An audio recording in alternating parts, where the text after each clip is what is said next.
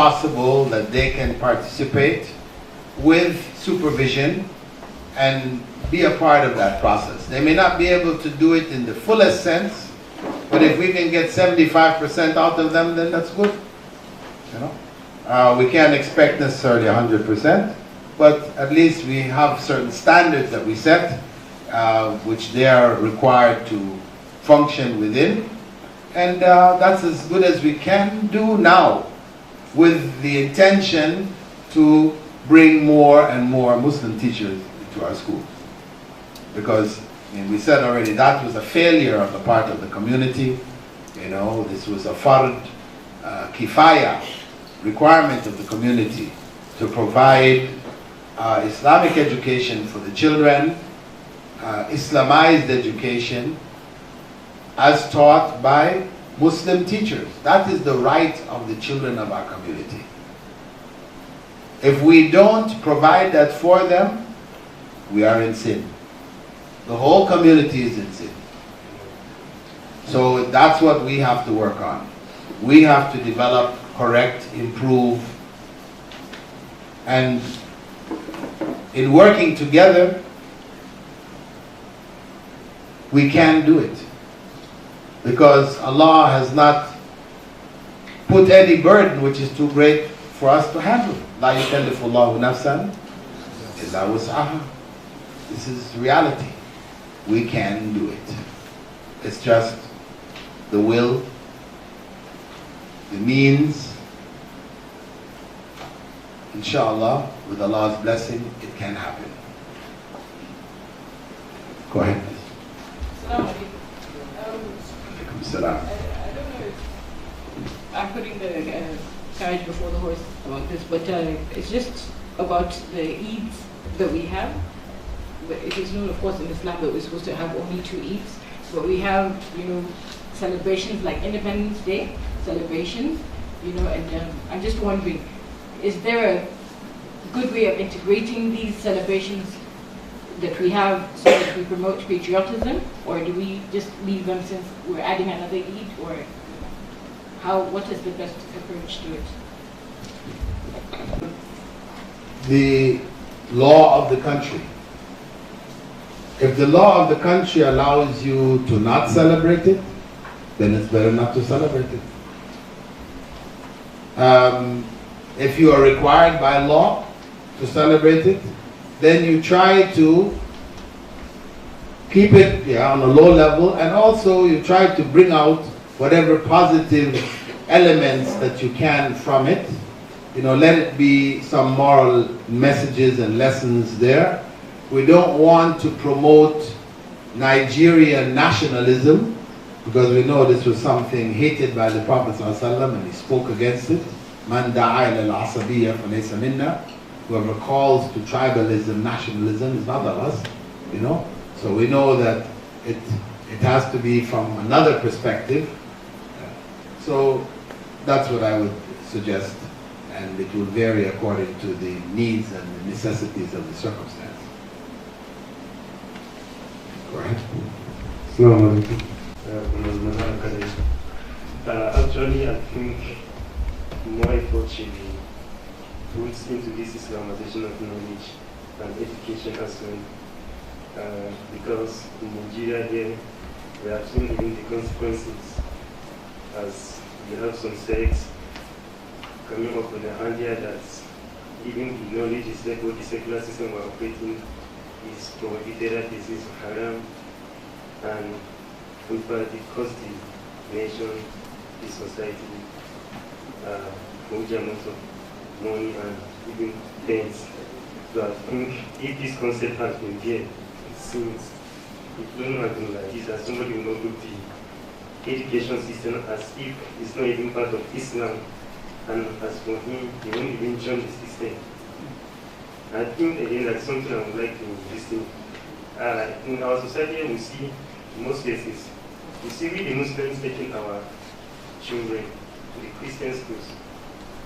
But you hardly see a Christian child in our own school. So all this issue, I think by the time more effort and more preparation are made, I think there could be some kind of solution.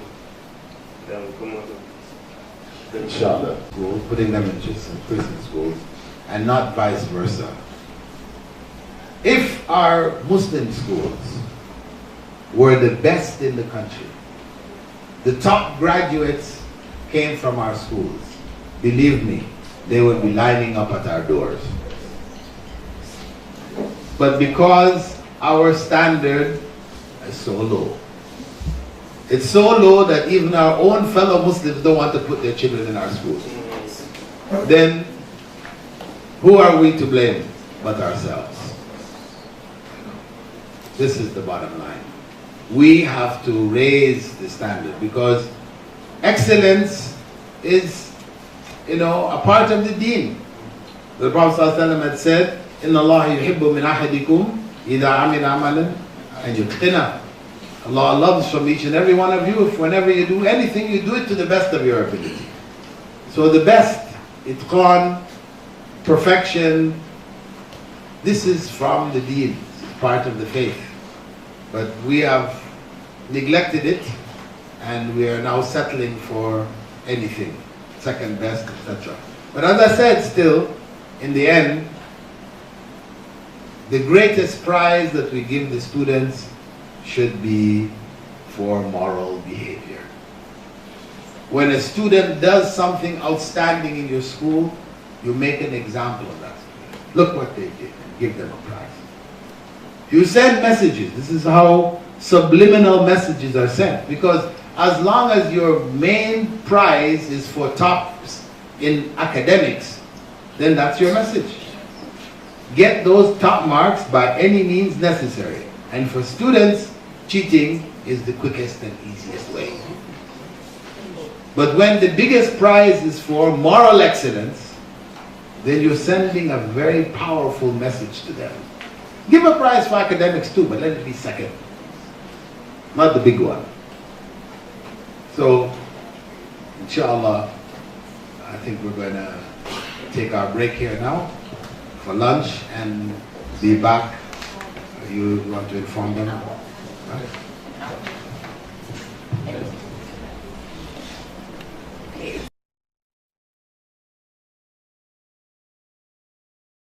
Pray for the male participants for prayer, and then food is served in the dining area for everybody.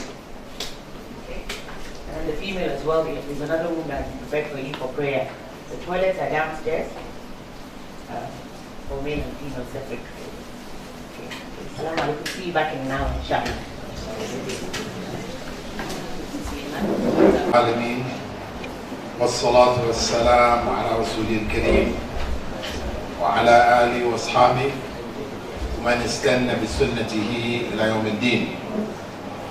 All praise is due to Allah, and may Allah's peace and blessings be on the last Prophet Muhammad sallallahu alayhi wasallam, and on all those who follow the path of righteousness until the last day.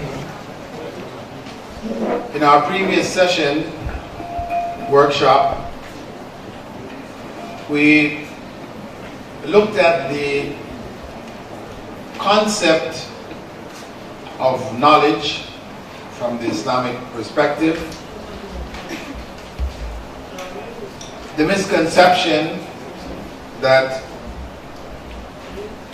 Islamic studies would be separate from secular studies. We said that the roots of that are from Christian thought, and the Islamic approach is an integrated, a fully integrated approach. We also spoke about concepts of knowledge, true and false, revealed and acquired, useful and useless. With regards to revealed knowledge, we said that useless knowledge, or the term useless knowledge in relationship to revealed knowledge, this meant what? Age appropriate or circumstance appropriate, means it's relatively useless. It's not useless in and of itself, but it's relatively useless. Even the acquired knowledge, when we say it's useless, it doesn't mean there is no benefit from it. Because even knowledge of the composition of dirt on Mars is useful knowledge at the time when we are planning to go there. So it's, you know, it is useful knowledge at a particular time, but at this time it is useless. Meaning that there are other areas of knowledge which are more beneficial, which should take precedence over that. Because when we're seeking knowledge, it should be prioritized. Then we talked about the basic concept of education being cultural transfer. This is the core of it. So either you put those facts and figures in an Islamic package, or it comes in a Western secular package. Western package with its culture. The images, especially in the early years, where much of what is taught with stories and pictures, etc., then so much of their culture is passed on. So we said one of the main challenges that we're faced with is bringing morality back into the classroom. Now, we have been talking about Islamization of education. There's another concept called Islamization of knowledge. That Islamization of knowledge actually is a philosophical study. It deals with the theory of knowledge, and it's very complex. And it involves, practically speaking, reinvention of the wheel. If we distrust the West so much that anything that they have, we need to replace it with something we have, you know, then that is the approach you're going to take. But the approach that I have taken, which I feel is practical, is we build on what others have done. You know, you reach a certain point, we take the best of what they have and we build on it. We just don't take it all without any kind of sifting or assessment or picking and choosing what is in fact beneficial. So, Islamization of education instead is a relatively simple process. And that's what we will be focusing on. Now, part of the Islamization process, or I could say, the Islamization process is actually not complete until we actually replace existing books with our own Islamized books. This is really ultimately where we need to be, as long as it is permitted by the country that we're in. Some countries insist on standard books being taught in all schools. Some countries insist on it. You have no choice. The government has set a curriculum, everybody has to follow that curriculum.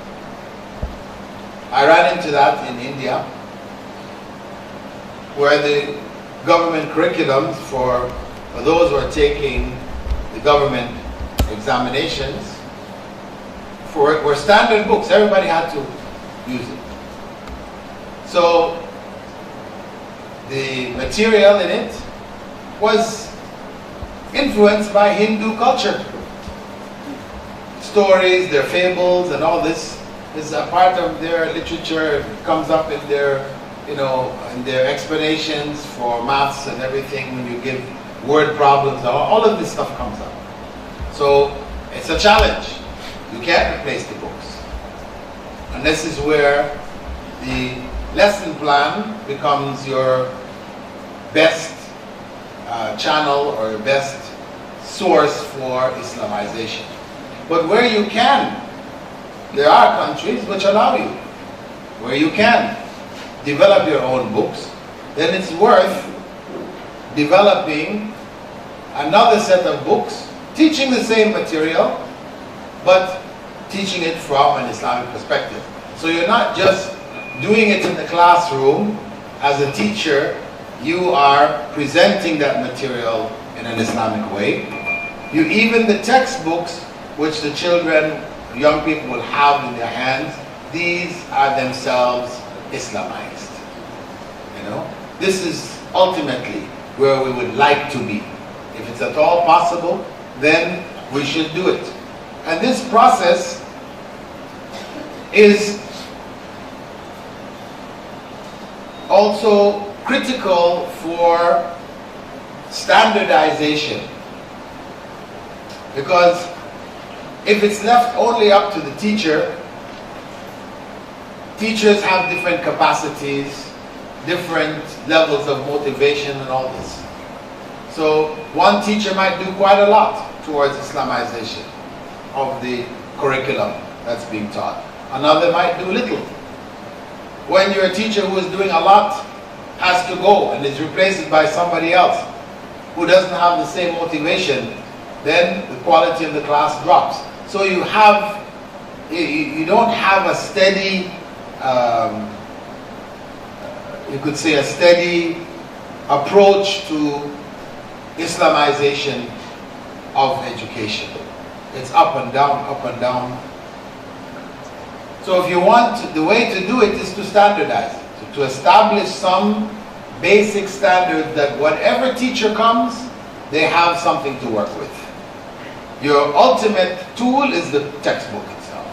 If you have a textbook which has got everything, you're giving science, it's already been Islamized, everything is prepared, that makes life a lot easier. The teacher makes a lesson plan from a text that is already Islamized, that is the ultimate. But where you can't do the text, then you just work with the lesson plan. Now, if you are able to do both the lesson plan and the text, then I suggest that obviously the process by which you set up your lesson plan should be itself structured.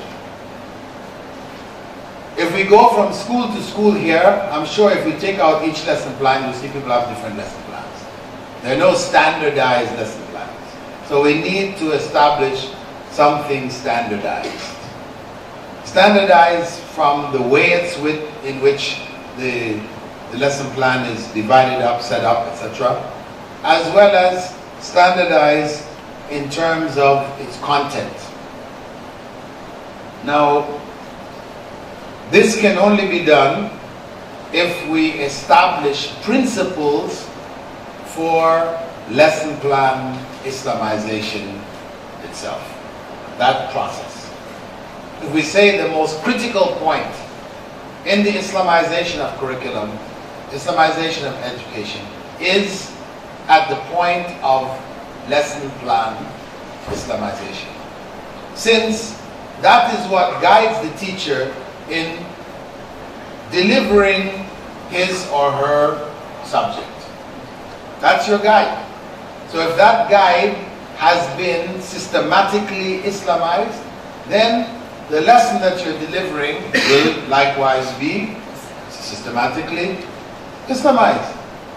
And if it is standardized and you're not here that day, another teacher steps in, they have the stuff to work, they can carry on. May not be quite at the same level you were because you've been teaching it all along, but they can be close. If they're trained teachers, they have a good lesson plan, they can handle it. So in that way, we are systematically Islamizing the curriculum and Islamizing the school. Now, if we Islamize the curriculum, mathematics grade 1, you have 2 or 3 classes, different teachers, Islamize, according to principles, their curriculum. You have other schools, say the network of schools here, who agree to do likewise. Then, at the end of the coming year, all of the grade 1 mathematics teachers meet and they share their lesson plans. And from those lesson plans, they create a master lesson plan, which has the best that everybody had come up with for each lesson, all the way through the whole year. Now you have something solid. This is what I'm proposing. This is why I insisted from the very beginning that this workshop be for all the schools. Not just one school, but for all the schools. Because this project, ultimately, to be of maximum benefit, needs to be shared by a number of schools. So, if that master lesson plan is created after 1 year of operation, you're near the end of the school year now, right? So what we're talking about is next year. Next year this time, at the end of the school year, you meet. Because if you call this now, nobody has been working systematically in the Islamization, so it's going to be all kinds of things from everywhere and everywhere. So if we have a plan, in other words, we look for next year, this time, end of the year, we have a structure for the standardized lesson plan format, template, then the structure for Islamization of the lesson plan itself. We're going to come to that. That's what we're doing in this session. Then, at the end of the year, meet, choose the best. Now we have the manual. That's our first step. Of course, the prerequisite for that is to have knowledge of the lesson plan Islamization program, and also to agree on a standardized template. Because that way it will be easy for us to work together. If everybody uses their own template, then it's confused. It's much more difficult to establish a standardized manual that can be used across all the schools. So at the end of the second year, that master plan, we could call it a state or city master plan. If it can go state, can go national, can go global, that much better. But just working with where you are right now, look at it as a state master plan. You run it for 1 year now. Everybody is working with the same plan. As you're teaching in your class, you're going to find some things work better than others. Even though, yes, you brought together theoretically what seemed to be the best, but maybe when you come to actually implementing it, you'll find there are some other things that are better. There are other things that can be added and improved on it. So, by the end of the second year, you meet again and you share all those things. You clean it up, and now you have that finalized lesson plan, master lesson plan, which everybody will use. And from that, technically speaking, this is what you will use as your guideline. This is the teacher's manual, really. The guideline for establishing your own textbooks. Creating your own textbooks based on your master lesson plans. Now, this might sound like a dream. Let me tell you that in Ghana, in Kumasi, Brother Abdul Nasir, who attended some of my workshops like 5 years ago in the UK,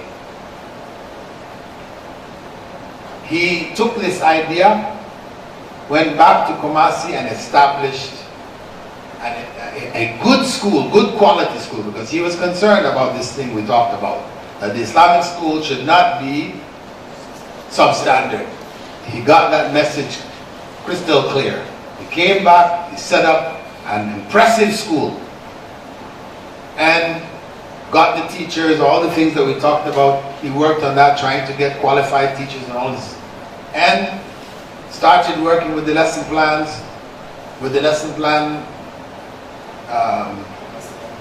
template and concepts.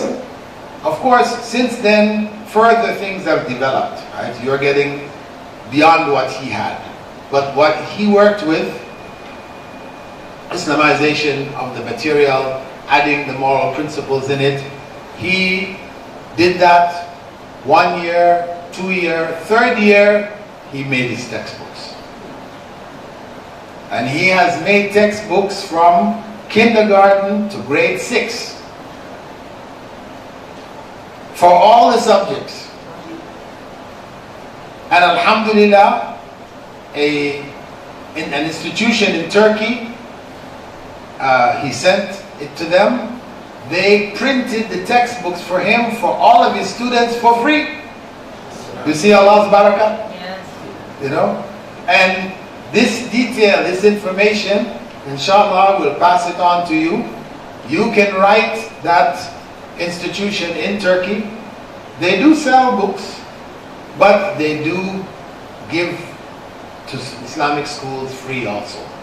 So you can raise your case, make your presentation to them, they will send you all the books. Now the books may not be perfect. You know, they tried their best working with it, you know, because they're working long distance. The people in Turkey are making it, and you know, they're in Ghana. So some cultural Turkish things were coming in. They had to go back and make them remove them, and you know, there was a bit of a struggle there to get it in a format which was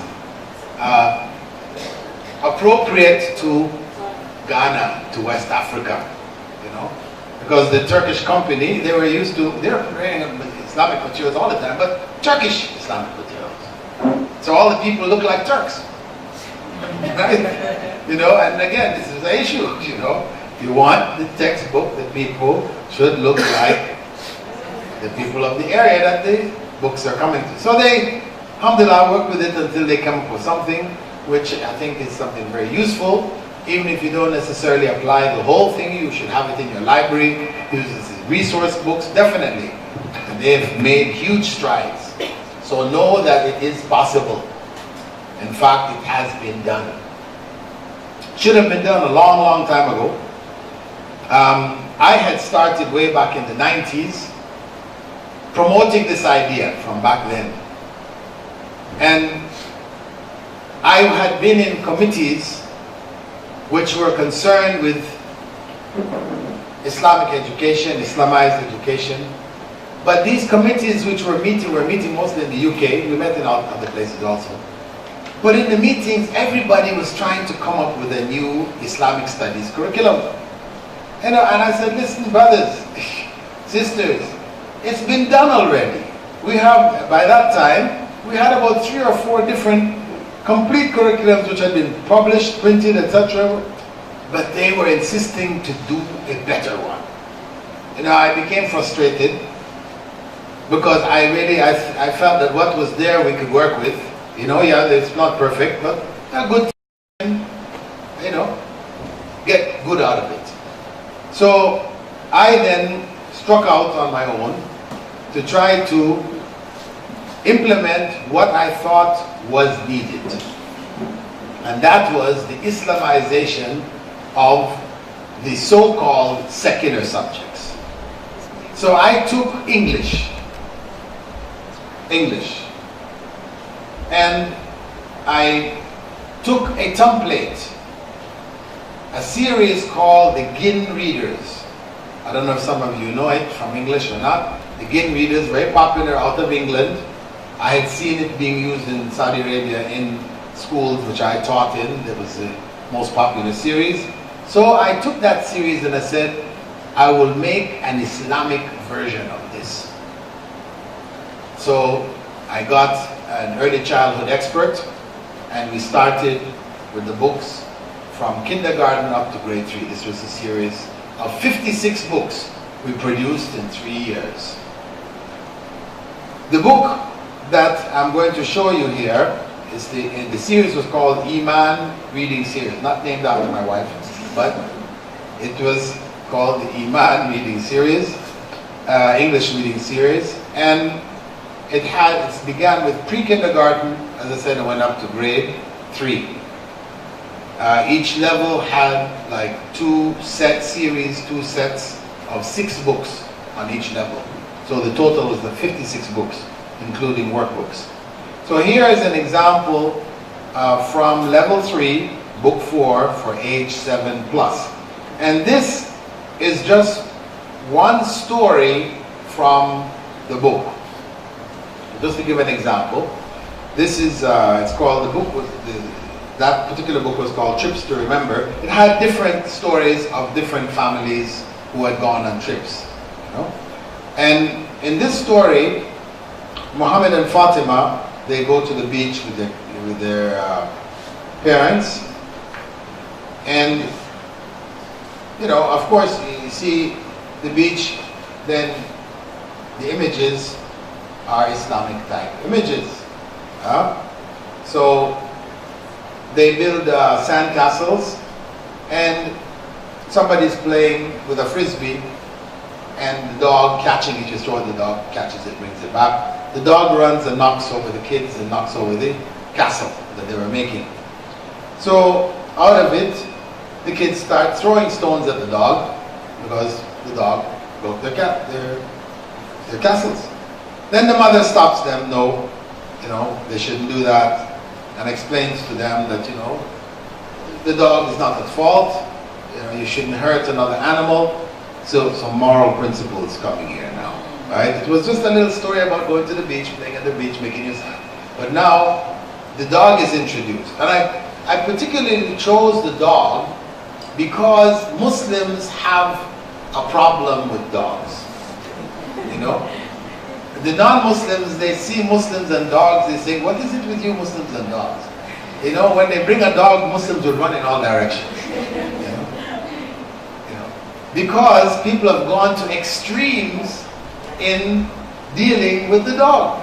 You know, Islam has specified, yeah, if he eats out of the vessel you're eating from, yes, you clean it 7 times, 1 time with clean earth, etc. Yeah, but it's not everything. If he touches you, you know, you have to go clean your garment. He brushes against you, you know, you have to go make your wudu is broken. All kinds of ideas people have. But in fact, none of this is the case. None of this is the case. If you touch a dog, it's not haram. It doesn't break your wudu to touch a dog. The Quran speaks about hunting dogs. Mukallabin. It speaks about hunting dogs. Meaning that it's Muslims hunted and are allowed to hunt with dogs. And when you hunt with a dog, what does that mean? You send the dog out, catches a rabbit, and he brings it back to you. Now, how does he bring it back? He brings it back in his hands, the front paws, he runs on his legs and brings it to you. No, he's taking it in his mouth. He's taking it in his mouth. And what do you have to do now? Take it and wash it 7 times? No. You cook the rabbit and you eat it. So we have gone to extremes, you know, made our lives very difficult because of misunderstandings, ignorance concerning the dog. So this is why I chose the dog. Could have been something else. Anyway, the point is, they are told about being kind to animals and not to harm animals. Then they sit and they eat a meal, beginning with Bismillah. And they discuss about something about the why they're eating, for example, beef, you know, and it's an animal. He told us not to harm throwing stones, now you're eating. These are the kinds of questions that the children will respond to, will come up with, and then it's explained to them that Allah said it's okay for us to eat the animals because they were made halal for us. Okay? And then they finished the extra food they had, they gave it to the dog ate, and so on. So they were kind in the end towards the dog, and they built an even bigger castle than they had before. Simple story, but many messages, moral messages, Islamic messages sent through the story. So if the children, they learn the principles of English, then they have to read, they have to have reading books to build on those, what in Arabic we call nusus. The books you learn Nahu, and then you have nusus books in which you utilize the skills, grammar skills you've learned in those books. So an example of what we can do, what we can produce from scratch. We can produce alternative texts, and obviously if we did this in science, in maths, in everything else, then this is where the message is coming. That we're giving Islamic messages in every textbook that the children read. This is going to have a huge impact on the students.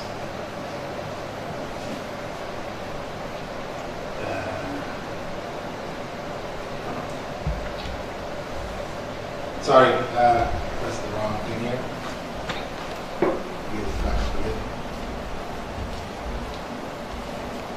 I'm going to press escape and press that.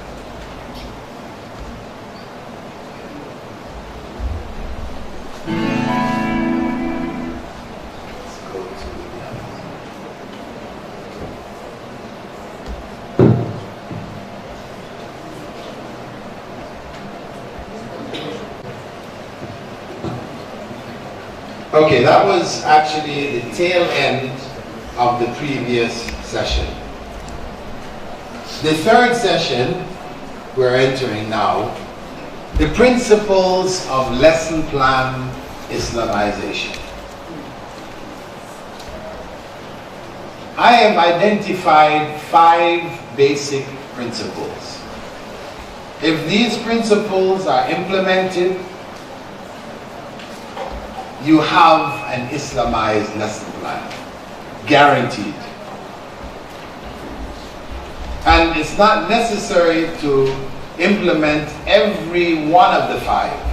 4 out of the 5, 3 out of the 5 may be all that you're actually able to do because of the material that you're dealing with.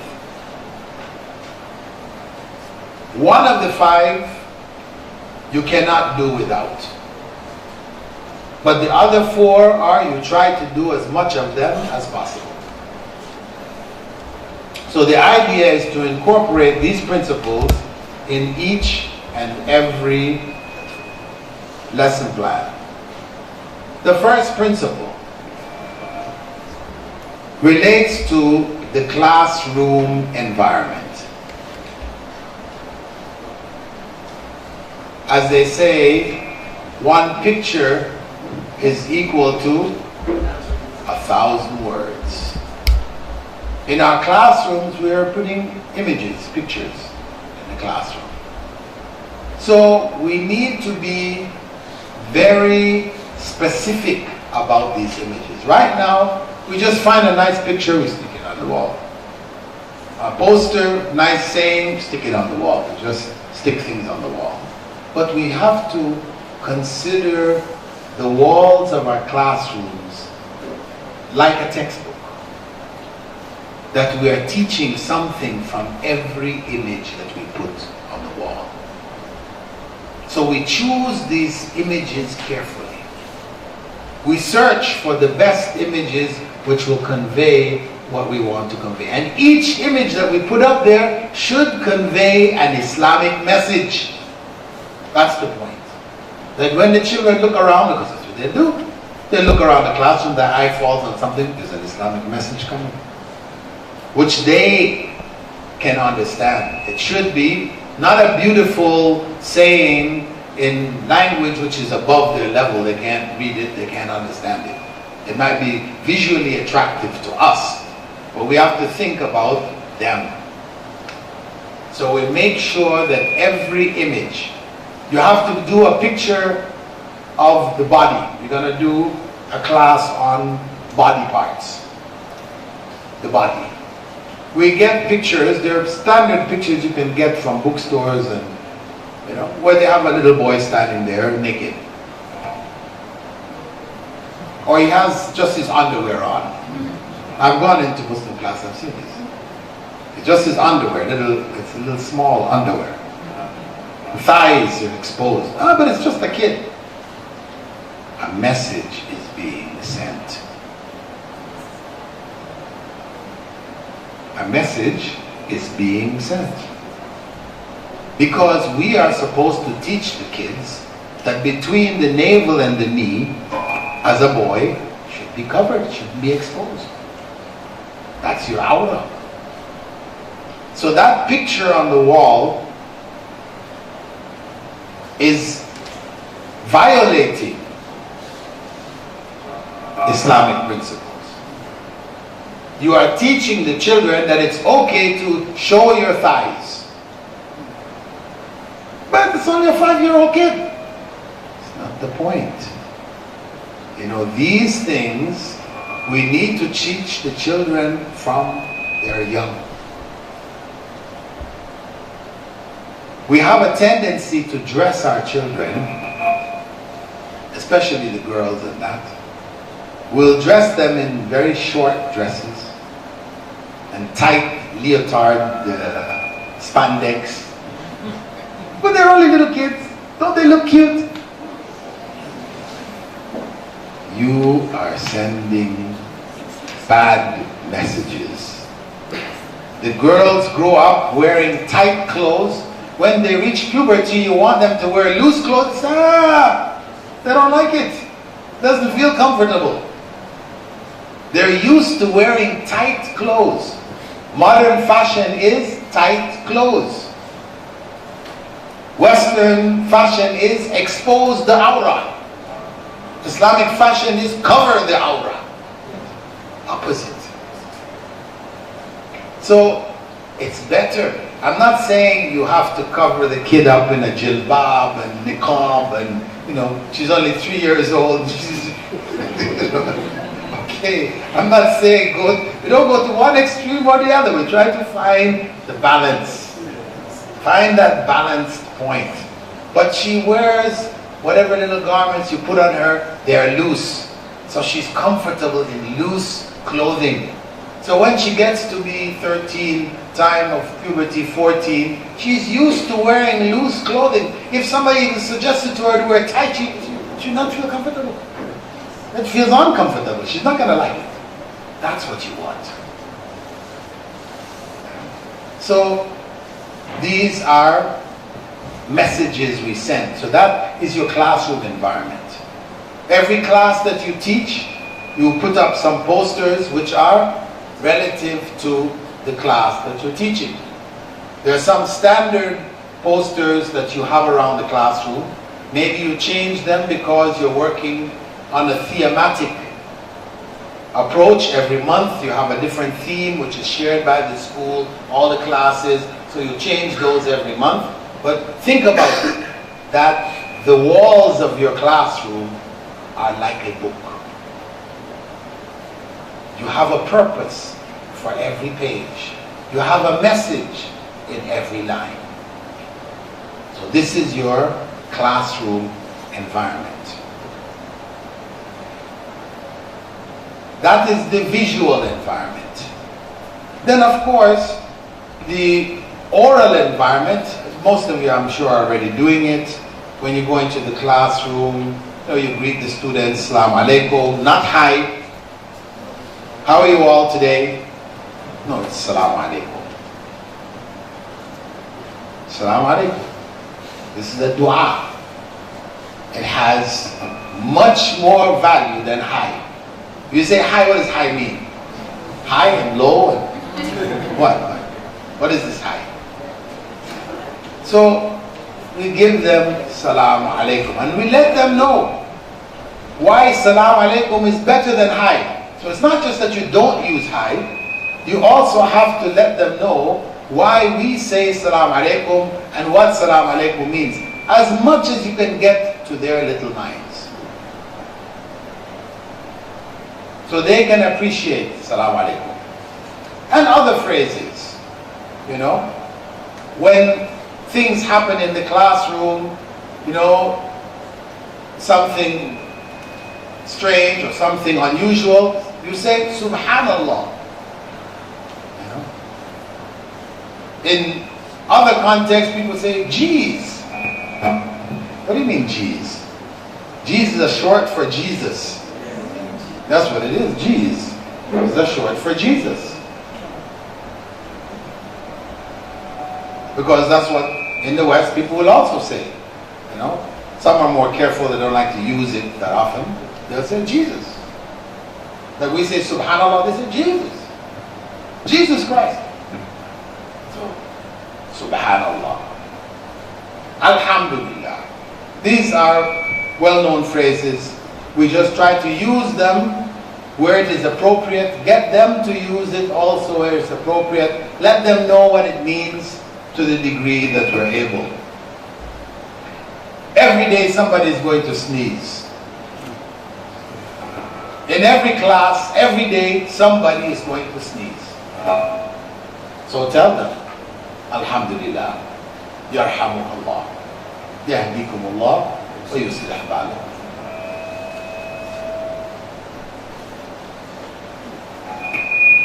The physical environment, favoring the right. We know this is from the Sunnah. To favor the right. Who's organized this sound thing? Where is the person who did set up the sound? It's squeaking though. Well, I think it's going red. The battery is going. Okay, so the physical environment, favoring the right. The kids are coming in the classroom, let the one on the right go in first. Right?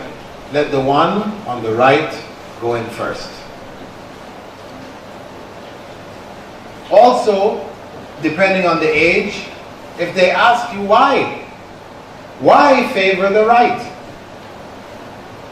What do we tell them? Huh?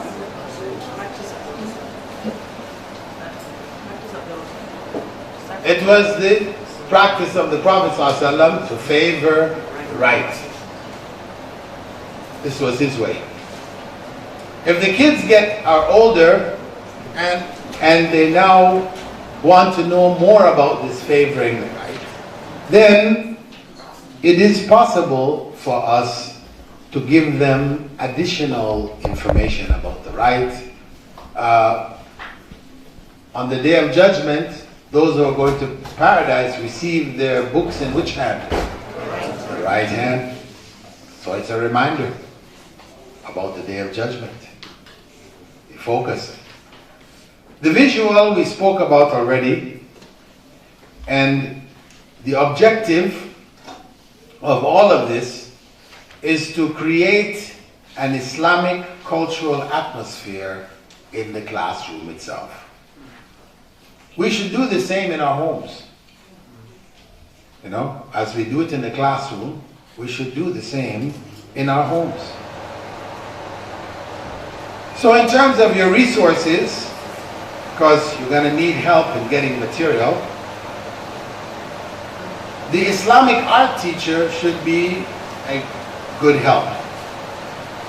In some schools, they don't even have an Islamic art teacher, because the general attitude towards art is that it's haram.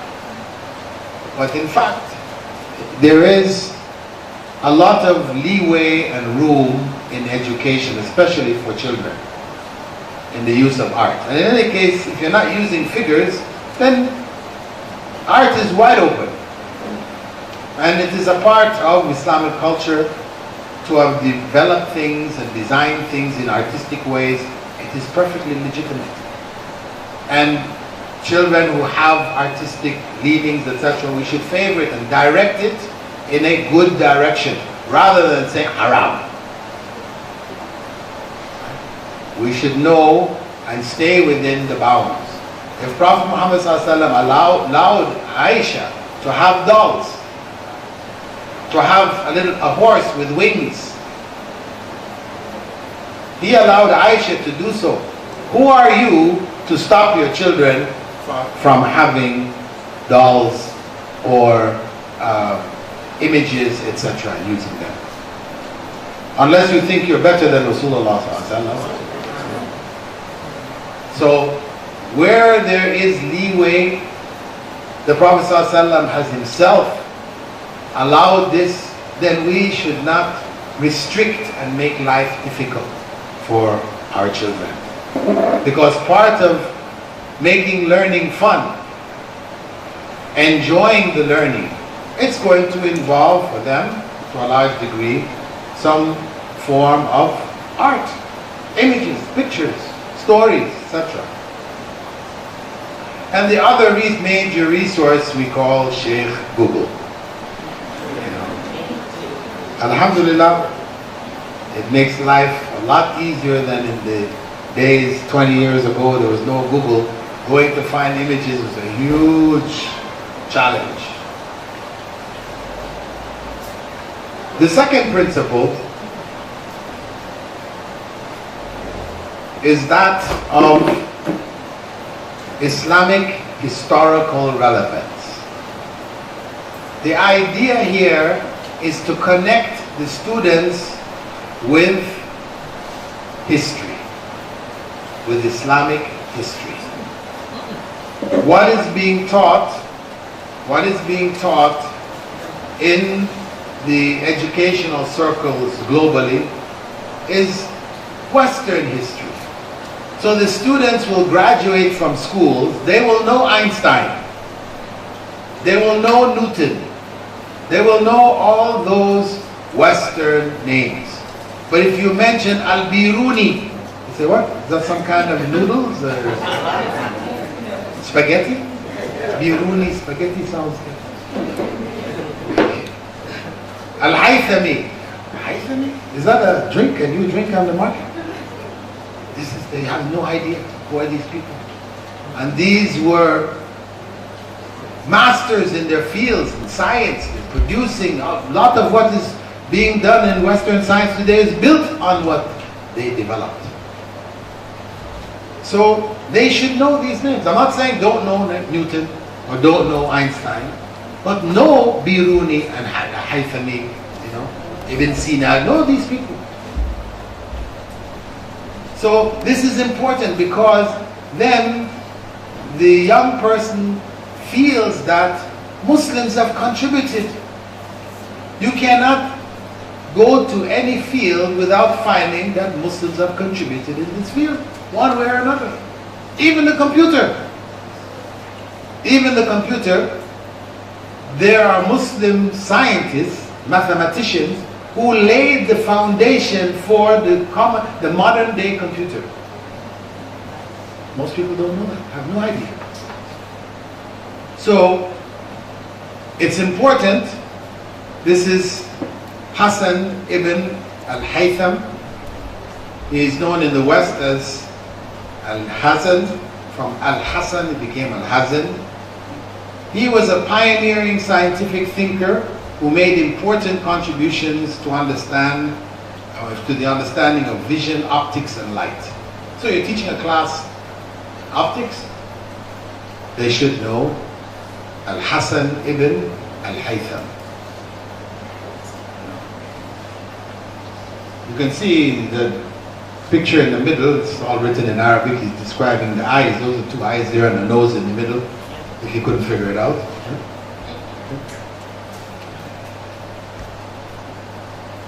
Now, the idea, as I said, is to connect the students with their cultural past and to let them realize that Muslims contributed in all fields of learning. Resources. There's a book. There are pictures of it right there. It's called 1001 Muslim Inventions. You can download that book from kalamullah.com. This was produced in the UK for a big exhibition which was made there back in around 2010. They made a big exhibition there. And they gathered all of these major contributions made by Muslim scientists, which most people have no idea about. And they made a kids version. So you have there 1001 inventions and awesome facts. That's for kids. For the lower kids, the other one you can use for the secondary school, etc. And even you can draw from it and use it for the primary schools. So we have resources.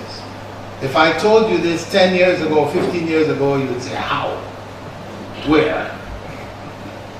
Now it's at the fingertips. You can have it by just clicking on the internet, kalamullah.com, 1001 Inventions, and there's the book. Download the whole book. This book, hard copy, should be in the library, every Muslim school library. Multiple copies, that all the teachers can go and take from it and benefit. Of course, the other source, the other source of material, I mean, can be through Google. You can do further research to expand if you're doing other topics which are more complex, you know. Simple facts, for example, like the inventor of the fuel for rocket ships, which took the first man to the moon, was an Egyptian scientist. He is the one who developed it. They brought him to America, gave him American citizenship, but he was a Muslim scientist from Egypt. And the top heart surgeon in the world, known Majdi there in London, Muslim physician. So, like this, even in modern times, there are many who have contributed and are outstanding in their various fields. We can collect that kind of information and utilize it in our classes. The third principle is a relevant Quranic verse. For example, you're doing a class on water, Maraj al-Bahrayni al-Taqiyan. He released the two seas so that they meet with a barrier between them which neither can cross. Surah Rahman, there is that barrier, you can see it. Or you're dealing with the body, you have the verse about Allah creating and proportioning the fingertips of every human being. So no two fingerprints are the same. But when we're going to use the Quranic verses, we should use the appropriate verse. It's not just any verse. What has become a standard practice in Muslim events, gatherings, etc., we have somebody read the Quran to start. He will pick a verse and he reads so many verses, whatever. People are sitting there and nobody understands what he's read. The translation is not even given. And even if the translation was given, it has no relevance to the gathering. What have we done to the Quran? What have we done to the Quran? For most people, they are only enjoying his recitation. If he is melodious, it sounds nice, mashallah. So it's like, songs. You like this singer or that singer, the other, Michael Jackson, whatever. We have a Quranic version. This is not what the Quran is for. The Quran is a book of guidance. Hudan lil muttaqin. It's guidance. How can you get the guidance if you don't know what it's saying? So at least in your gatherings, the minimum is that everything you read from the Quran should be translated so people understand what Allah is saying. Because the purpose of the reading should be to share something of the words of Allah with the people. But most importantly, what you're sharing should be relevant. You have a title of the lecture, you have a theme of the event, then the Quranic verse you can find touching on that same topic. So get a verse which is, it makes some effort. You know, there are easy ways, come. Discipline and values in the teachers, let alone the students. Okay. I think that you need to look at your criterion for hiring your teachers. This is the starting point. When you hired the teachers, that interviewing process, you know, what were you looking for? The person, their background, their history, their activities. You know, if you get somebody who doesn't have any connect with the Islamic awareness of the community, the efforts that are made, Islamic social or activities, family activities, a person who is isolated from all that, then, you know, this is going to be a problem in your Islamic school. So you have to be selective on who you hire. But of course, you know, as you may say, you didn't say it, but you may say, we don't have too much to choose from. You know, we're in that situation. Well, then one of the things that has to be done is we have to plan for the future. Yeah? We have to direct some of those who are active in the community into education. To get those who see that commitment, that vibrancy, etc., to become educators. So that the time would come when they would come back and uplift qualified teachers. Not that they went to university, got a bachelor's in mathematics. So you say, okay, come teach math. Now, you might be able to get away with that in the higher grades because they're like adults you're dealing with almost, right? So you can get away. But now when you have to teach primary, grade 1, grade 2, mathematics, simply because you have a degree in mathematics doesn't mean you're going to be an effective teacher of mathematics to grade 1, 2, 3, because their needs are different. Their psychology is different. You know, if you haven't learned how to teach, then what are you going to do in the classroom? So it is critical that you hire people who are properly qualified. If they're not properly qualified, you say, okay, I don't have any choice.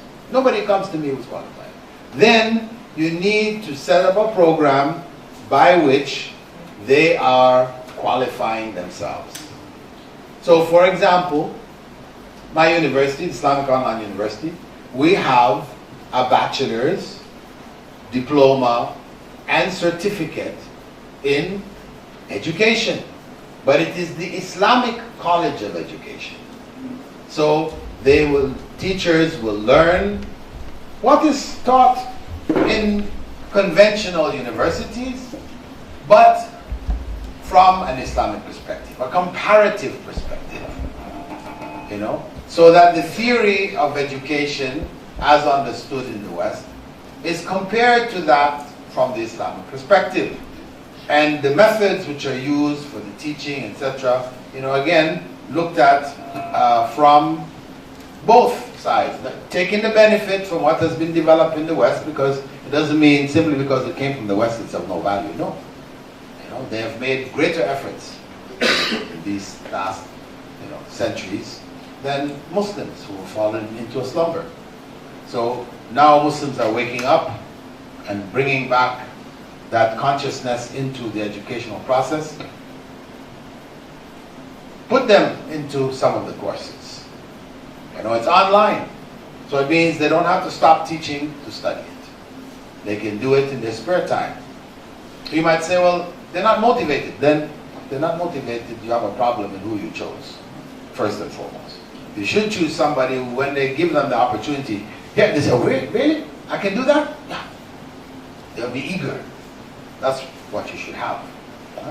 And then you add to it, because of course if they're going to make that additional effort, etc., you add an increment in their salary. You know, at the end of the year, if you complete this course and so you increase your qualification, we'll pay you more. I mean, we don't want to make it the goal, main goal, but that is added incentive. People know you make a greater effort, your efforts are recognized, rewarded, and you get something for it too. Why not? So these are approaches that we can take to deal with the current situation.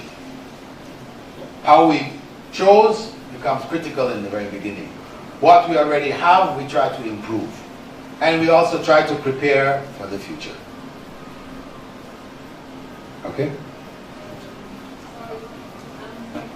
You've spoken about the education aspect. My major concern is the spiritual, that Islamization, the lack of the zeal or the feeling that as a teacher I must impart the Islamic values in students. I feel this is the... But this goes back. This goes back to the same, quality of what you hired. As they say in IT, garbage in, garbage out. These wonderful things. What you have to do is to try to recycle it, make it better, another product, by giving them exposure to further education and motivation, etc., etc. We'll be looking further, though, at the importance of these spiritual values that we need to get back into the educational process. Go ahead, please. Just a few comments that I would like to make, particularly with regards to the quality of teachers we find. You said something that's very true, which is that it's difficult to find qualified, dedicated Muslim teachers. In our school, we actually have a subject area, English. Of the 6 teachers we have, there is no Muslim amongst them. They are all non-Muslims. It's not as though we have a policy, of course, not to employ Muslims, but each time we conduct interviews, the Muslims always fall far behind.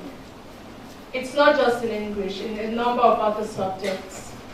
Even where you have Muslims with paper qualifications, when they go through the interview process, they cannot scale the process.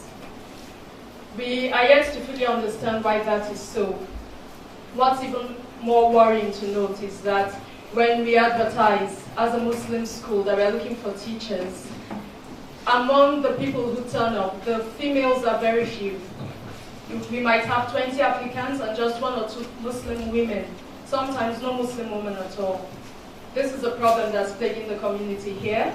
So we are sometimes forced to simply accept those who are qualified, even if they are not Muslims, even though one of the main focus of the school really is excellence in character based on Islamic moral values. Having said that, however, I would like to just mention that sometimes it's possible to an extent to try and instill values where you have non-Muslim teachers. They can still help with that. Provided the values are made clear, the actions that should express such values are made clear. And both for Muslim and non-Muslim teachers, the standards are set by the school. observation is done by those in charge. There's evaluation and feedback given to the teachers about how well they are doing regarding instilling these values through their conduct in the students. The other challenge I know we face as Muslim schools, when it comes to taking the school as an act of ibadah, it's a concept that's true and correct. Sadly though, some Muslims do not equate ibadah with excellence. To them, ibadah simply means pray, fast, wear hijab, dress in certain ways, and it ends there. When it comes to education, they see it kind of differently. We've had some parents who would say, why do your fees have to be so high? After all, it's a Muslim school. But we know the conundrum. If a school is to be properly run, particularly in Nigeria where we don't get funding or support, it needs money. It's expensive to run a school. Right here when we're sitting in the hall, the lights went out. I presume that's the power that was cut. And I'm assuming now we're probably running on generators. The generators need fuel. Fuel costs money. It costs money, but some people say, why should your school ask for so much money to be paid for tuition when it's a Muslim school? We even have some teachers who would say, why should you sack a Muslim teacher who has actually broken some contractual obligations? It's a Muslim school. Is there no room for forgiveness? I think perhaps that's something that should be addressed as we go forward. What does it mean when we say it's a Muslim school? What does it mean when we say the school is established for the purposes of ibadah? And does being a Muslim school mean we have to be substandard? Does it mean the teachers have to be substandard? Does it mean anybody who says I'm a Muslim should get a job, even if they can't deliver, whether spiritually or intellectually? I just want to make that comment because these are some of the problems that Muslim schools face. Thank you. Those points that you mentioned were addressed. Perhaps you came in late. Did you? No, I didn't. You didn't? Oh, okay. Well, they're reiterating what was said earlier. But these are all real concerns. And as I said, one of the key factors, once we get past the proprietors, the key factors is the education of the teachers. That's why I stressed the importance of letting all the teachers be engaged in upgrading their qualifications. You know, if you've hired teachers who are unqualified Muslims or non-Muslims, who are unqualified, then there should be a clear program for them. As I said, my university has a certificate program, which is a one-year program, has a two-year diploma program as well as a bachelor's in education with teacher training. Everything being taught from an Islamic perspective. So you can require your staff to be registered and training and follow their results, see how they're doing, etc. You know, you can provide whatever incentives that you need to provide to make them be engaged, but if the majority of your staff are unqualified and you're not doing anything to upgrade, improve, then you are not going to go forward. No matter what motivation and things you give them, if they don't have the skills, they can't produce. You know, they can only produce if they have the skills, the knowledge to be able to effectively deliver what is required of them. Yeah. Okay, it's been suggested we're going to take a tea break now. We had one more question. We'll take this last. Of course, my name is Alice Isa. My own is not really a question, but rather a suggestion or a comment. For indeed, the teachers we are talking about, of course, they are very difficult to get in this kind of environment. And we know that in every environment, teachers are gotten through a certain process or a system. For you to be a teacher, you must have to go through a given system. All the systems that we have on ground in this environment do not produce this kind of teachers. all the systems, be it the colleges of education or what have you, and that's the kind of teachers we're having. So for us to get these kind of teachers at hand, we need to produce schools that will graduate these teachers. Taking us back through your talk, you made mention of opening schools as an ibadah. Of course, if we take this as an ibadah, that means we should look into giving the society what it has an immediate need in, which is teachers that have good and sound Islamic background. So this is my comment. Assalamu alaikum. That's a comment, so it doesn't really require me to say anything further. Yeah. But inshallah, we need to work towards this end, and this is why I was also proposing the university, because the university is a way by which teachers can continue to teach while upgrading their skills. Because in most cases where you have to leave your institution to go and study, take a year out, 2 years, whatever, it's not practical. So this is a very practical approach. It can be done in the institution on a group basis. If you could have, if you want to ensure that the teachers are all doing it, you can set aside certain time on the weekends or whatever, where they study it together. There's many different approaches you can take offline and online towards upgrading the standards of the teachers at an affordable rate. Barakallahu feekum. We'll take a break now. You can give them. Okay. Assalamu alaikum. The tea is served outside here, please, so you can move outside again. I think we have 15 minutes, Doctor.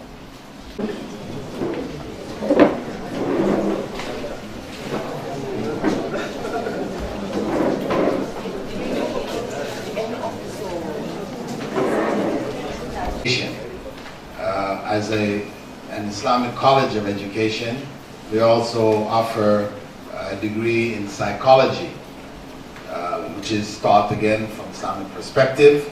And for example, in the West, no one is allowed to set up a school without having a Muslim child, a child psychologist on campus.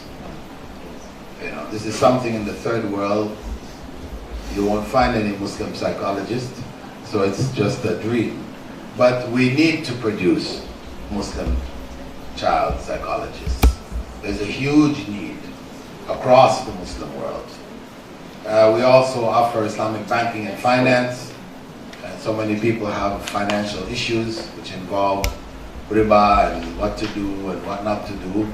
We have also bachelors in Islamic banking and finance. Also bachelors in business administration and information technology, all taught from an Islamic perspective. And it's an extension of what we are working on.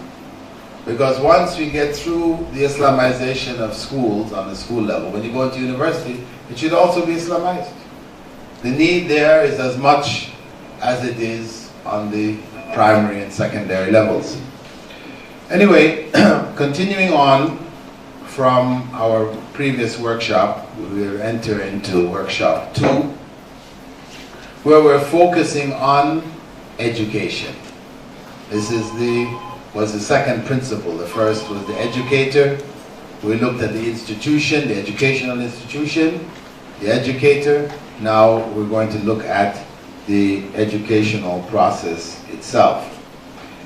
Now, what we'll be looking at in this session here will be the theory of knowledge from the Islamic perspective, and that will be our focus. We'll go later into Islamic book publication.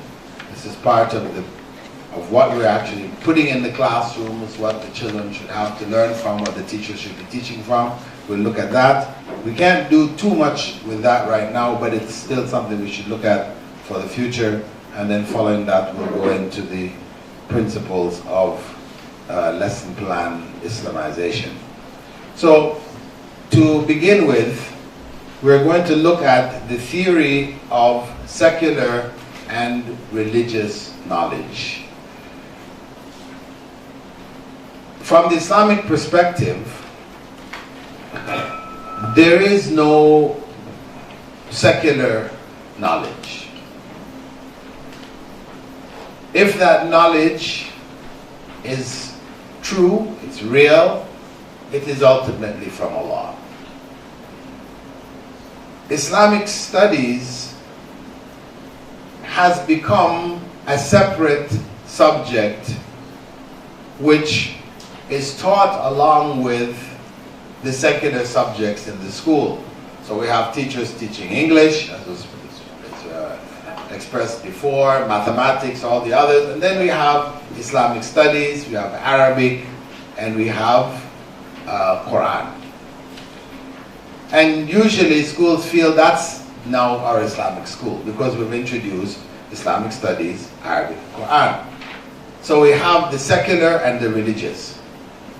But this dichotomy, this split between the secular and religious is not from the Islamic way. It is from the Christian way. They made this distinction between the two based on a statement attributed to Jesus in which he supposedly said, "Give unto Caesar what is Caesar's, and unto God what is God's." Oh, you all know that. But from the Islamic perspective, everything is God's. Everything is God's. So there's nothing special for Caesar and then special for God. So that's how the Holy Roman Empire functioned. You had the secular ruler who was the Caesar, and the religious ruler who was the Pope. I mean, that was the division of power. Each one had its own sphere. But that is not the Islamic approach. Unfortunately, our schools have arisen following that separation. And of course, that creates in the mind of a student, this compartmentalization of Islam. Because what happens is that the most important subjects they're taking are the secular subjects. This is the one that's going to determine their future, whether they get into university, what stream they go in, and all these other different things. Islamic studies, religious studies is like something, okay, we're called ourselves Muslims, so we should have it. But it's not that important. If they fail it, it doesn't mean that they failed in their future studies. So that's a wrong perception. This is not an integrated perception. The Islamic approach was an integrated approach. Because all knowledge, true knowledge, comes from Allah. It's all one. And that's why when you look at the manuscripts of the great scholars of the past, scientists and others, when they wrote on medicine, for example, you see in their manuscript, they will be talking about different surgical procedures, and then they will say, "and Allah said." They'll quote the word curse. You read on further, they're describing further, then they say, "and Rasulullah sallallahu alaihi wasallam said," and they carry on. It was just a natural part of the whole process. It wasn't something put off to the side. So, for the Islamic school to truly be successful, then that integration, that reintegration needs to take place. And the workshop that we're doing is basically to lay the foundation for the reintegration. And one of the other things that we should also realize too, that in the process of the secularization, and this is a product of 20th century Western civilization's growth and development, it went secularized, removed religion from education, from the educational process, taken out completely. And what went out with it are the moral principles and values. So when you remove the moral principles and values from the educational process, it's just purely materialist. Everything is studied purely on a material basis. This is going to get you your degree, which will get you money. You can live happily ever after. That is the philosophy. As such, the consequence of it can be seen in the last half of the previous century, 20th century, the last half. We saw, because the secularization really came to its fruition in the last half of the 20th century, we saw a phenomenon happening in schools across America where children were coming into schools with weapons, shooting their classmates, their teachers, the principal. You know, it was happening across the country, school to school, time and time again. This was something they had never seen before. It was not in their history. And they couldn't make the connect that what you've done, because you've removed morality out of education, the kids are responding not based on any moral principles. I am hurt. My girlfriend dumped me. I'm so mad about it, I'm going to come and shoot all my classmates. You know, where is the moral connection? You know, these acts are not seen as, it's not seen as morally wrong. So this reintegration actually is a part of the process of bringing morality back into the classroom. You could say this is one of the main goals, to bring morality back into the classroom, so that the child in every class that he or she takes, from kindergarten to grade 12, they are exposed to moral principles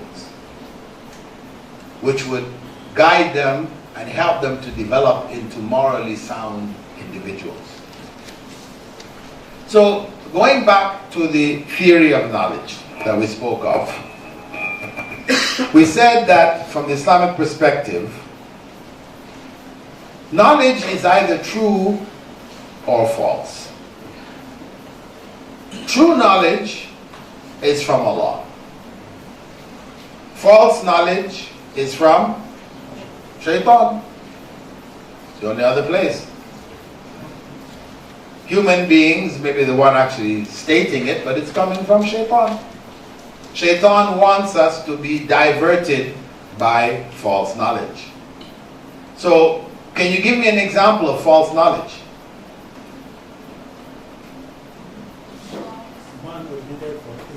Yes, Darwin's theory of evolution. That's probably the biggest, conglomerate of false knowledge that is propagated by Western civilization today. And it's reached all of our books, our textbooks across the world. Human beings evolved from apes, or ape-like creatures, a common ancestor with the apes. Why? Why did they go there? Because they disbelieved in God. It was now necessary to find another explanation for how we got here. That's what it's all about. That's what's at the bottom of it all, right? They don't necessarily say it. I mean, people will be Christians and they believe in evolution. They're going to schools and accepted it. But that's what's at the root of it. How to explain our existence without God. Evolution explains how we got here, how we look like the way we look, and etc. Of course, it is a theory. It's not a fact. There are facts which are used by the theory, which we cannot deny. The bones of the dinosaurs and all these other kinds of things, we can't deny them. These are facts. Now the bones that they found, that they said, okay, this was the early man, and this bone now, set of bones, is looking like a monkey. We say, who says it was early man? You said it is. You're the one. Why? Because that monkey was doing something that the other monkeys weren't doing. Does that make that person a man? That fossil a man? And what they do from the bones, they will create a figure, you know, and right down to the color of his eyes. And can you imagine figuring out the color of the eyes from a skeleton? If you've taken any kind of science, you know that this is impossible. But what has happened is that it has been, you know, glamorized by Hollywood. So they will show you the whole process. And then people see it, you know, as I said, it's a lie. If you say it enough times, it becomes the truth. People see it. They say, I've seen it. I've seen how that one egg became, you know, one cell became multi-celled and became a fish, and the fish crawled on land and, you know, it started to fly, and, you know, I've seen it. What you saw was a Hollywood movie. You didn't see it, you know. But, you know, we're now so attuned to being convinced by what we see visually that we're taking this as fact now. People find it hard to hear when they hear somebody says, no, it's not fact. No. I'm sure, I'm certain, I have no doubt this took place. This is what has happened. Through Hollywood, you can create a reality out of falsehood. If we take the true knowledge, that true knowledge, which comes from Allah, has come in two forms. In revealed knowledge, that's the Quran, the Sunnah, the Injil, the Torah, the Sunnah of Prophet Ibrahim and Prophet Adam.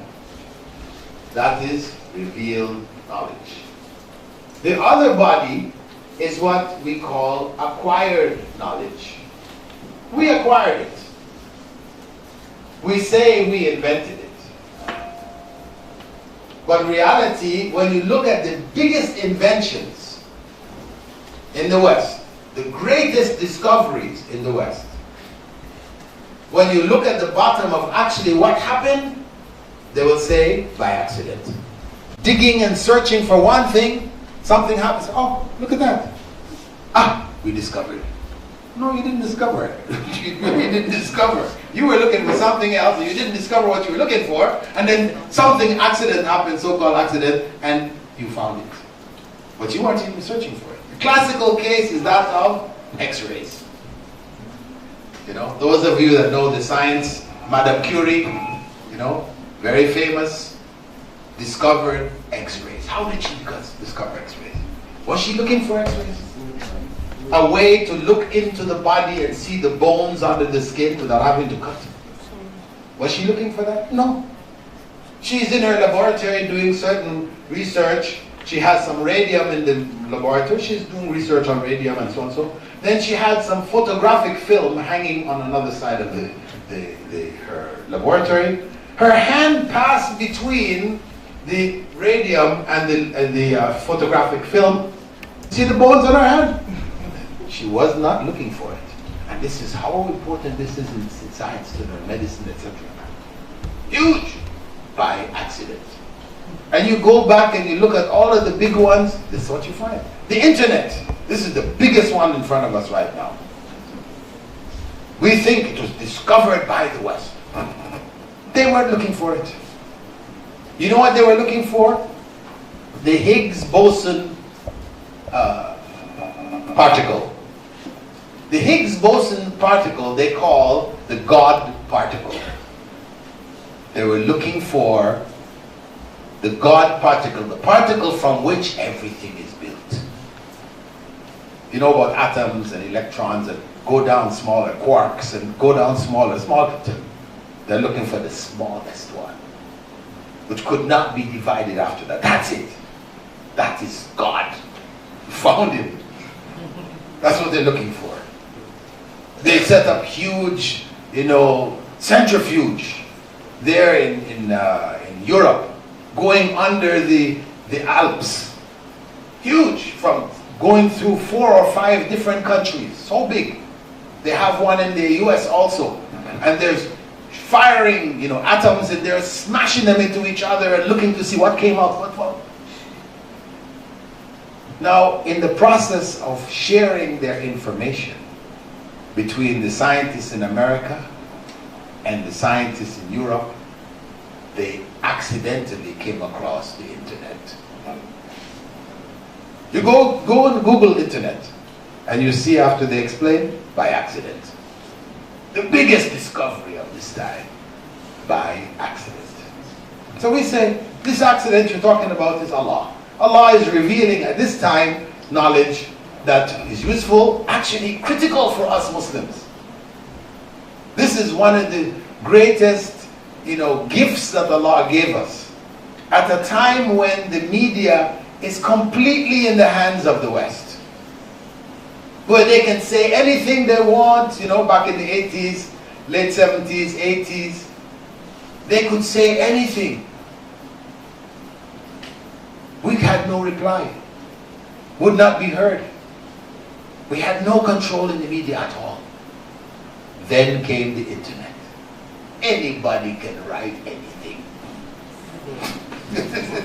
You don't have to be a specialist, or you can write anything there, So now we had the chance to bring information about Islam, tackle their lies and false propaganda, etc. on a scale unimaginable. They're using it to promote all their falsehood, but we also have the chance to equally produce the truth. So alhamdulillah, the numbers of people accepting Islam through the internet is phenomenal. Thousands around the world. Daily, people are accepting Islam on the internet itself. It's a gift from Allah subhanahu wa ta'ala. So, this is from what we call the acquired knowledge. But now, of that acquired knowledge, some of it is useful and some of it is useless.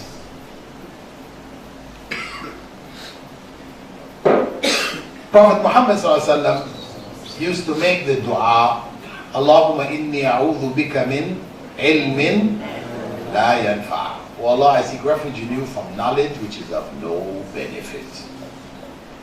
Useless knowledge. Can you give an example of useless knowledge in the acquired field of knowledge?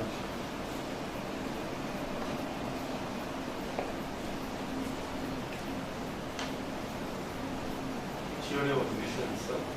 The theory of evolution. No, we did that already. That's false knowledge. Pardon? Moon landing? Yeah, okay. Moon landing. What I like to give is moon landing or Mars. They sent, America for example, spent more than $4 billion to send a rover vehicle to Mars.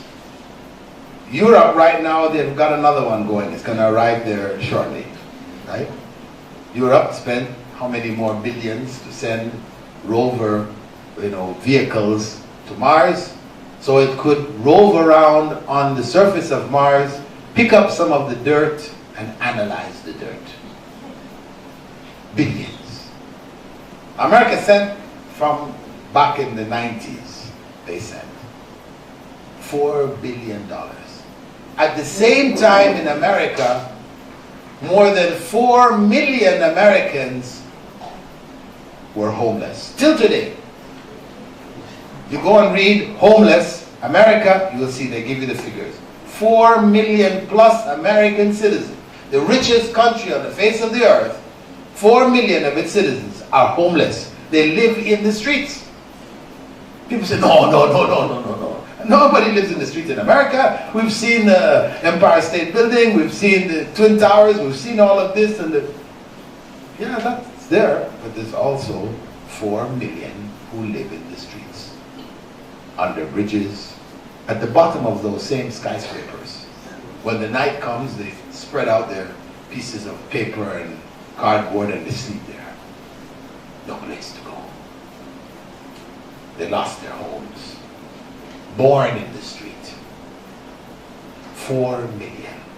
So we say, the knowledge of the composition of dirt on Mars is useless knowledge.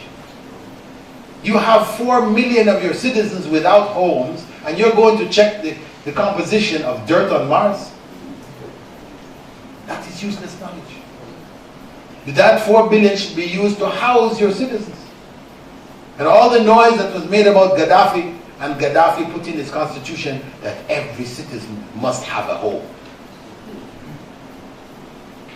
Every citizen of Libya was given a home.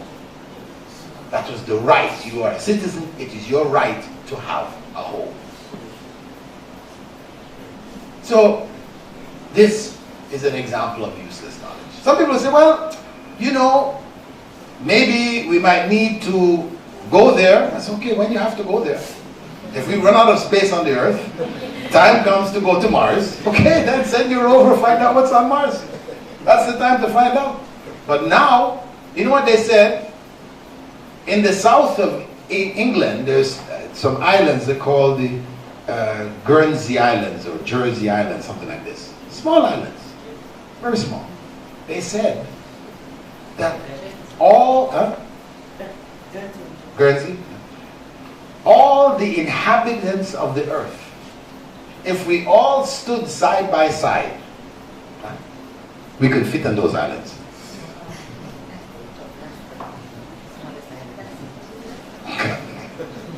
So are we short of space on the earth? That's totally nonsense. Total nonsense. Of course, we can't live standing side by side, okay? But still, the amount of space that exists on the earth is so great. To talk about Mars is nonsense.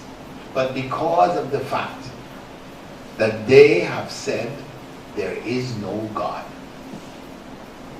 we are here by accident. If it is an accident, it should have repeated itself. So we need to go to Mars and see, maybe in the soil we might find some microbes or something to show that it accidentally happened there too. That's what they're going to Mars about. To try to find justification for their belief that there is no God. And our existence is purely by accident. So, they're gone for useless knowledge. Now, in the area of revealed knowledge, somebody might say, can we say there's some useless knowledge in revealed knowledge?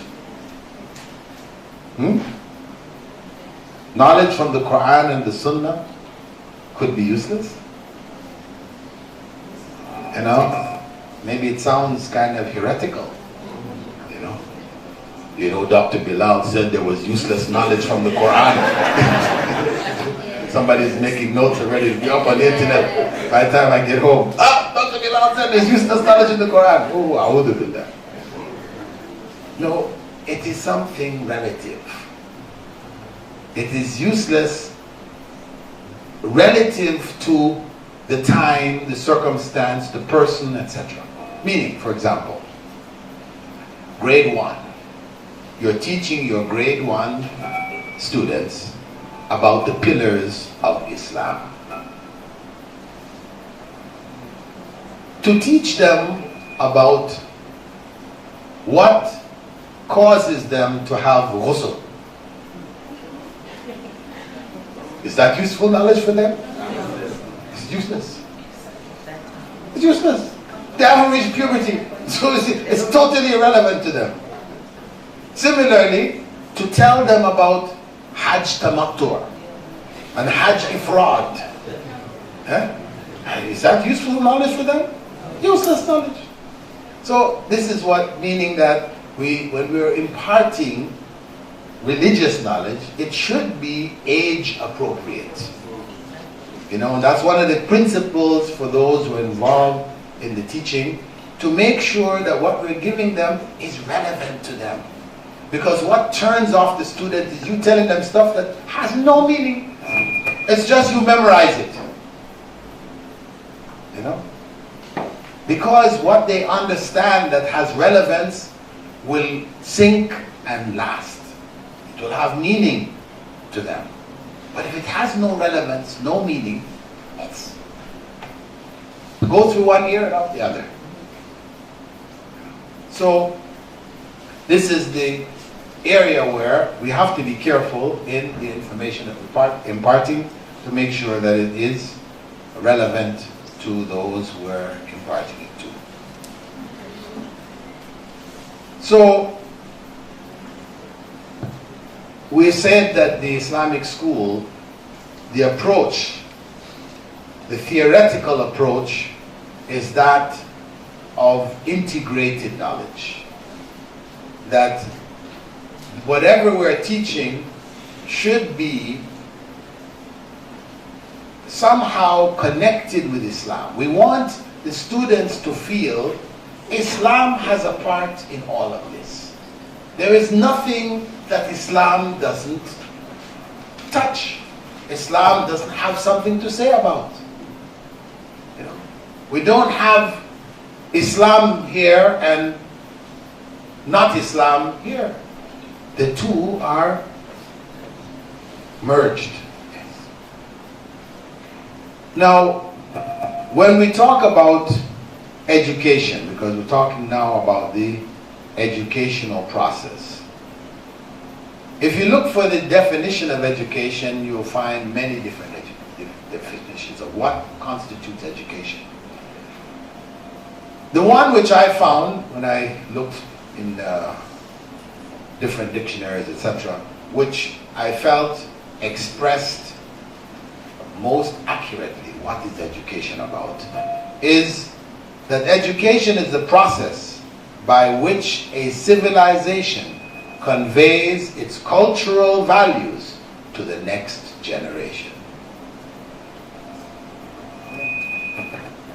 Conveying cultural values to the next generation. No matter what you're teaching, whether it's English, it's maths, it's science, culture is being conveyed. Western culture, secular culture is being conveyed. And that is why we can't afford to have 2/3 of our syllabus, 3/4 of our syllabus focus on secular subjects and only a fraction on so-called Islamic subjects.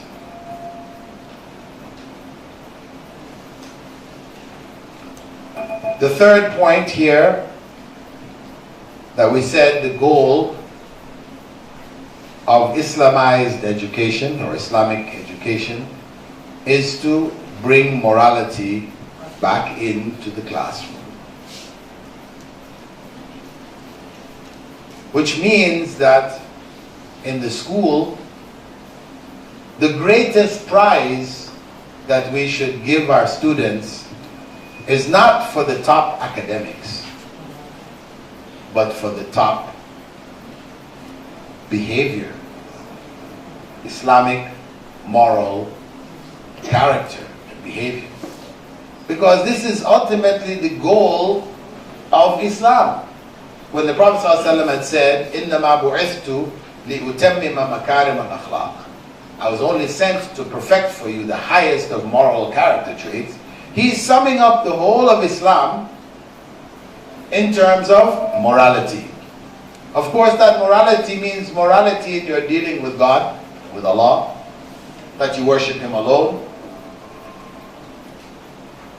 that you obey Him, that it is immoral to worship others beside Him or instead of Him and to disobey Him. And that it is morally right to be generous, kind, caring, And it's morally wrong to steal, to murder, to cheat. And that it is morally correct to look after the environment in which we live, take care of it. Prophet Muhammad spoke about it. And it's morally incorrect to destroy the environment, to pollute it, because we are held responsible for it. So, it's the moral principles which are defined by Allah, because when you talk about morality, you're talking about good and bad, right and wrong. From what perspective are you going to do it? Because as they say, what may be right to some may be wrong to others. One man's meat is another man's poison. So then, from what perspective? It has to be from the perspective of God. And this is what gives the Ummah, Islam, a moral compass, which doesn't change. What was defined as evil, bad, wrong, 1,400 years ago, and 10,000 years ago before by the earlier prophets, remains evil, bad, and wrong today, and will remain that way till the end of this world. Whereas in the other systems, the democratic system, morality is according to what is okay for most people. So if most people think that doing this is okay today, then it's okay. If tomorrow they decide it's not okay, then it's not okay. So morality is subject to the whims of people. It changes from time to time, place to place.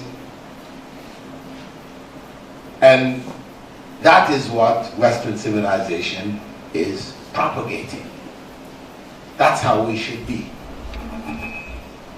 They have come to the conclusion that certain behavior, say for example homosexuality, is a norm, is a human norm, an alternative lifestyle.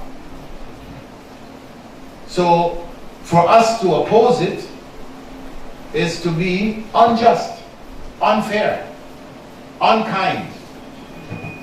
All of this. Homophobic. They didn't give us a name. Homophobes.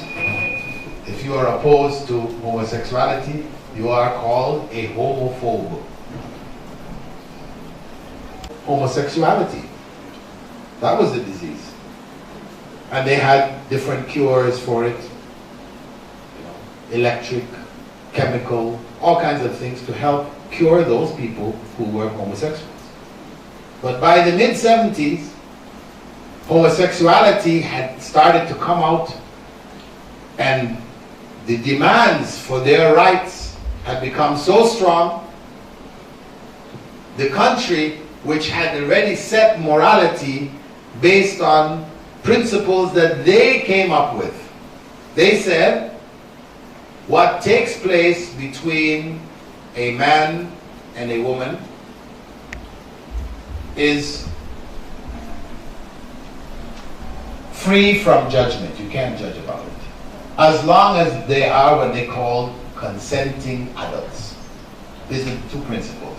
Consent, one is not forcing it on the other, and they're adults. They're mature enough to decide right and wrong for themselves. That's enough. So with that, fornication was no longer evil, punishable. Adultery was no longer evil, punishable. And what came behind it was homosexuality. Homosexuals said, it's the same situation with us. It's consenting adults.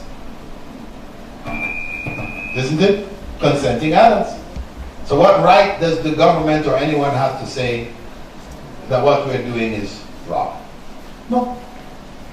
And they submitted.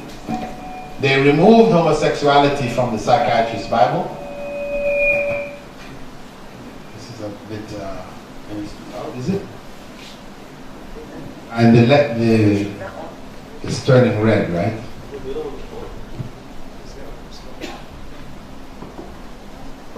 was green originally. But I think it's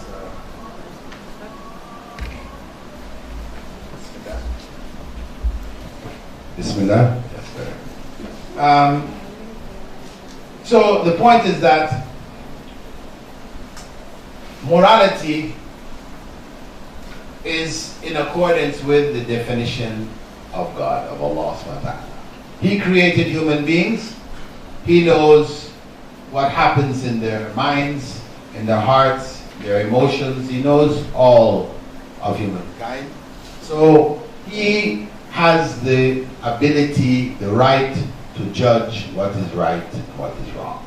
And we are obliged to follow His instructions.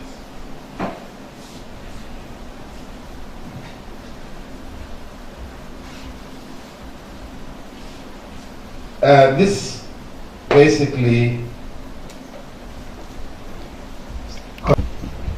second workshop session.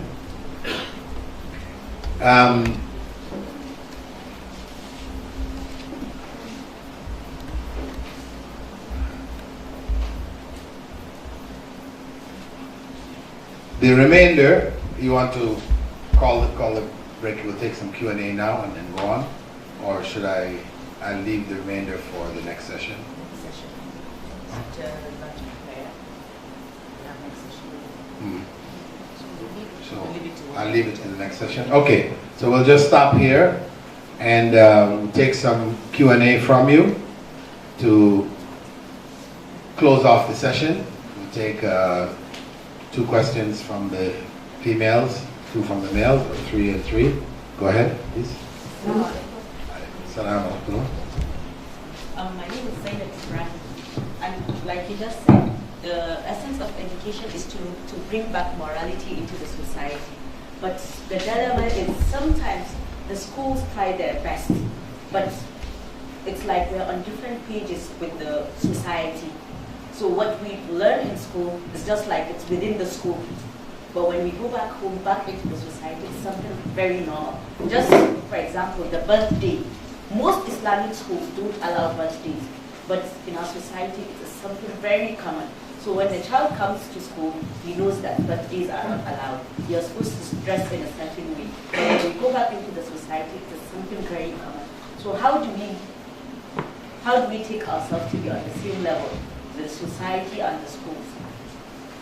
Well, what we have to do is to create a network of schools that creates another society, a society within the society, so that social relationships are based on common values.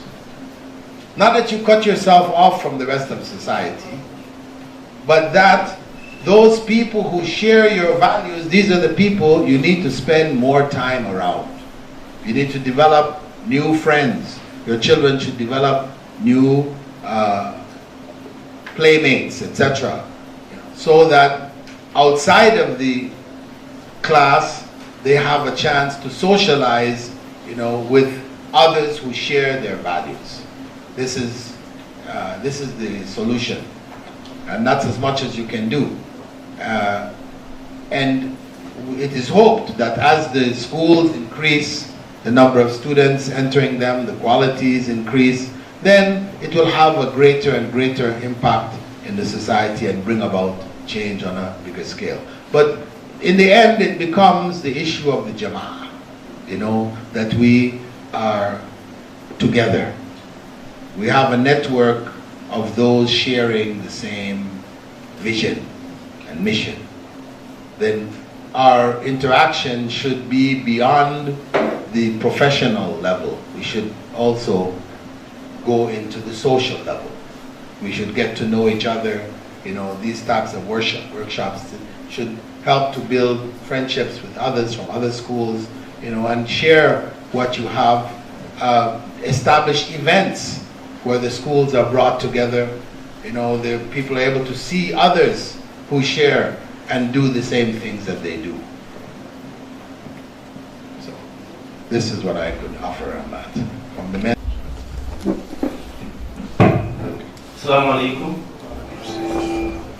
My name is Mustafa Masood. I have it's a comment in addition to what the sister just said.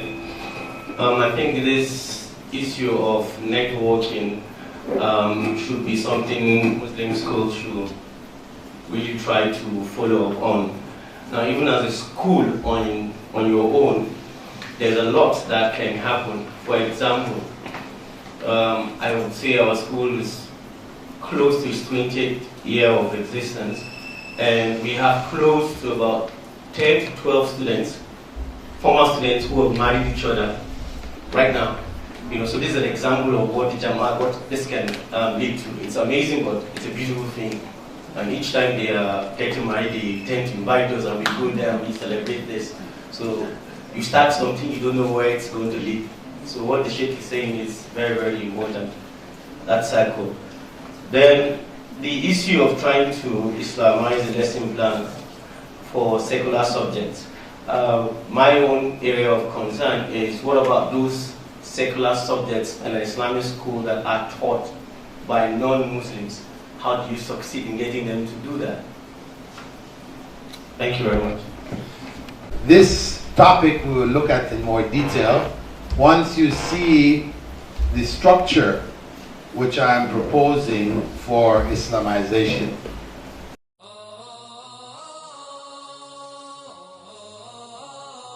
Seeking knowledge an obligation made easy. Thought about studying for a long time? Tuition fees keeping you from actually starting? Islamic Online University has led a revolution in online learning. The world's first tuition-free degree, BA in Islamic Studies. Access the knowledge, any place, anytime, anywhere. It just doesn't get any easier than that. Classes, texts, assignments, completely online. Set your own schedule for the semester. No overseas travel required for the exams. Subjects taught by qualified English-speaking scholars. Weekly live sessions and virtual classrooms.